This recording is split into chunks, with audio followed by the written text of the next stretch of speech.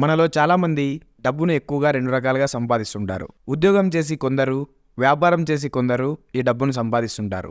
కానీ కొందరికి ఎలా సంపాదించాలి అనేదే ఒక ప్రశ్నగా నిలిచిపోతుంది. మనం ఈ వీడియోలో ఆన్లైన్లో ఎలాంటి ఇన్వెస్ట్మెంట్ పెట్టకుండా డబ్బులు ఎలా సంపాదించాలో తెలుసుకుందాం. ఆన్లైన్లో డబ్బులు సంపాదించడం అనగానే డేటా ఎంట్రీ జాబ్స్ అని అనుకుంటారు.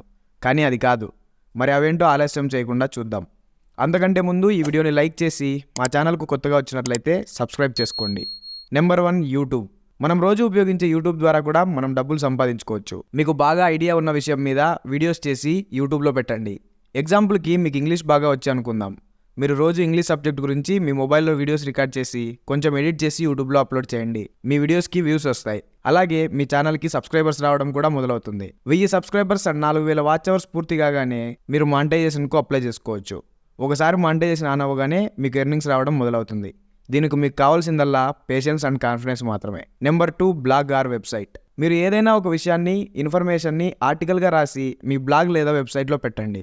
ఇలా చేయడం ద్వారా మీ బ్లాగ్ లేదా వెబ్సైట్కి వచ్చే వ్యూవర్స్ మీ వెబ్సైట్లో ఉన్న యాడ్స్ని చూసినందుకు మరియు వాటిని క్లిక్ చేసినందుకు గాను మీకు డబ్బులు వస్తాయి. దీనికోసం మీరు చేయాల్సిందల్లా ఒక వెబ్సైట్. దీనికి 1000 రూపాయల దాకా ఖర్చు అవుతుంది. లేదా ఫ్రీగా ఇప్పుడున్న టెక్నాలజీని యూజ్ చేసుకొని బ్లాగ్ను ఉపయోగించుకోవచ్చు. Number 3, affiliate marketing. ఈ రోజుల్లో మనం ఏం కొనాలన్నా ఆన్లైన్లోనే కొంటున్నాం. కాబట్టి అఫిలియేట్ మార్కెటింగ్ చేయడం ద్వారా మనం పెద్ద మొత్తంలో డబ్బులు సంపాదించుకోవచ్చు. ఫస్ట్ మనం అఫిలియేట్ మార్కెటింగ్ అంటే ఏమిటి అనేది తెలుసుకుందాం. అఫిలియేట్ మార్కెటింగ్ అనేది ఒక వస్తువును మన ద్వారా వేరే వాళ్ళు కొనడం. ఎగ్జాంపుల్కి మీ ఫ్రెండ్ తనకు నచ్చిన టీవీని ఆన్లైన్లో కొనాలనుకుంటాడు. మీరు అతనికి నచ్చిన టీవీకి సంబంధించిన లింక్ని మీ అఫిలియేట్ అకౌంట్ నుండి తనకు పంపి కొనేటట్లు చేస్తే మీకు ఆ వెబ్సైట్ ద్వారా కొంత కమిషన్ వస్తుంది. అఫిలియేట్ అకౌంట్ ఎలా పొందాలి?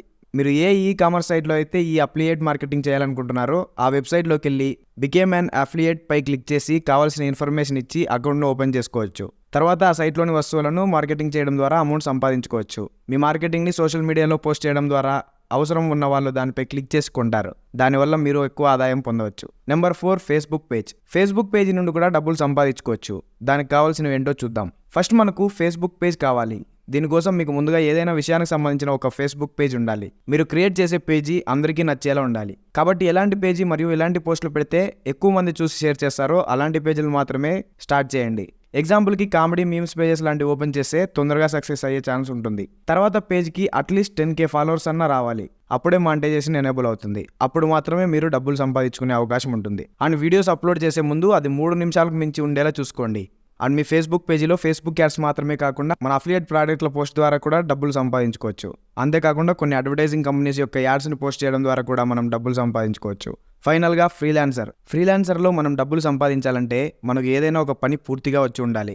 ఎగ్జాంపుల్కి మీకు లోగోస్ బాగా డిజైన్ చేయడం వచ్చు అనుకుంటే మీరు ఫ్రీలాన్సర్ వెబ్సైట్లోకి వెళ్ళి మీకున్న స్కిల్స్ని మొదలైన సమాచారాన్ని తెలియజేయాలి. ఇంతకుముందు మీరు చేసిన ప్రాజెక్ట్స్ ఏవైనా ఉంటే అందులో సబ్మిట్ చేయాలి. మీ ప్రొఫైల్ చూసి నచ్చిన వారు మీకు వర్క్ ఇస్తారు. సో ఇన్ని రకాలుగా మనం ఆన్లైన్లో డబ్బులు సంపాదించుకోవచ్చు అనమాట.